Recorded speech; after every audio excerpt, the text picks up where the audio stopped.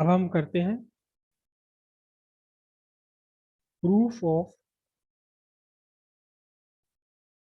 Ohm's law. ओम ने जो अपना लॉ दिया था वो सिर्फ और सिर्फ प्रैक्टिकल ऑब्जर्वेशन थे उनके। वो क्यों हो रहा है वो नहीं पता था। बहुत सारे ऐसे एक्सपेरिमेंट हैं, बहुत सारे लॉज ऐसे हैं जो एक्सपेरिमेंट ऑब्जर्वेशन से बना दिए, एक्सपेरिमेंट किए। जैसे जे जे थॉमसन का एक्सपेरिमेंट था, जे जे थॉमसन ने कैथोड रे निकाली, इलेक्ट्रॉन बताया, लेकिन उस इलेक्ट्रॉन का चार्ज कितना, मास कितना, कैसा है, क्या है, उन्हें पता ही नहीं था कुछ भी। कहने लगे बस है जी, देख लो तुम, मैं कर रहा हूँ ये वाला प्रैक्टिकल, तुम करके देख लो, तुमसे भी ऐसे ही हो जाएगा। तो वो प्रैक्टिकल ऑब्जर्वेशन से लॉ बन गए। लेकिन एक्चुअल में ये वी डायरेक्टली प्रोपोर्शनल आई है, वो क्यों हुआ क्यों, क्या कॉज है इसके पीछे का, इसे ओम ने नहीं बताया, इसे ओम नहीं बता पाए। उतनी फिजिक्स डेवलप थी नहीं उस टाइम, कुछ था ही नहीं, पता ही नहीं था किसी को भी। लेकिन अब हम इसे प्रूव कर सकते हैं। Proof of Ohm's law from concept of drift velocity. Drift velocity से आप इसे प्रूव कर सकते हैं। बिल्कुल सिंपल प्रूफ है एकदम।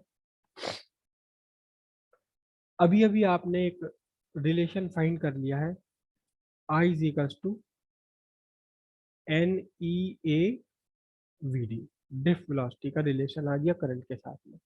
ड्रिफ्ट वेलोसिटी यहाँ सब्स्टिट्यूट कर दीजिए आप, ड्रिफ्ट वेलोसिटी सब्स्टिट्यूट कर दीजिए। ड्रिफ्ट वेलोसिटी कितना था, e v tau upon m l. ठीक है। अब इसमें से जो v है आपका, v है, v और i को एक साथ ले लीजिए। देखिए मैं उल्टा कर रहा हूँ, v by i is equals to m l ऊपर गया, और ये बाकी सब कुछ क्या बन गया, n n e square a और टो। ठीक है, n e square a tau upon v upon i, ये मैंने बनाया m l upon n square a to.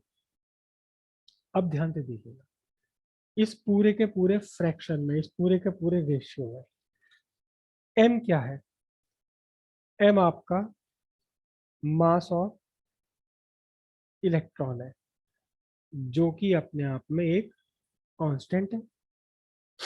Mass of electron कभी बदलता है, कभी नहीं बदलता। n क्या है, n क्या है, अच्छा पहले e की बात करते हैं। e क्या है, e है चार्ज ऑफ इलेक्ट्रॉन, ये भी कांस्टेंट है। ठीक। n क्या है, n को हम बोलते हैं number density, number density of free electrons, number density of free electrons. ठीक है। अब ये number density of free electrons यानी number of free electrons per unit volume, ये भी कांस्टेंट है, ये भी कांस्टेंट है आपका at given temperature. Given temperature के लिए ये भी कांस्टेंट है। करेक्ट। अब उसके बाद एल क्या चीज है आपकी, लेंथ ऑफ कंडक्टर, और ए क्या चीज है, एरिया ऑफ कंडक्टर। या पहले टाउ लिख लूँ मैं, टाउ, टाउ क्या है, टाउ को हम बोलते हैं रिलैक्सेशन टाइम। रिलैक्सेशन टाइम मतलब time duration between two successive, average time between two successive collision of free electrons. ये भी क्या है, ये भी कांस्टेंट है at given temperature, given temperature पर ये भी कांस्टेंट है। उसके बाद आ गया आपका एल, एल क्या है, लेंथ ऑफ कंडक्टर, ये भी कांस्टेंट है। कब, कब कांस्टेंट है, for a given conductor, given conductor के लिए ये कांस्टेंट है।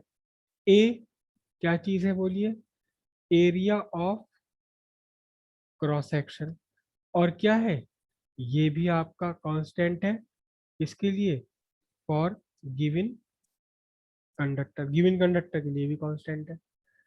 अब देखना जरा ध्यान से, इस पूरे के पूरे रेशियो में ये सारे सारे कांस्टेंट है।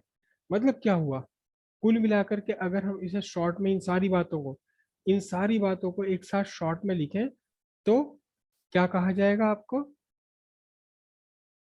For a given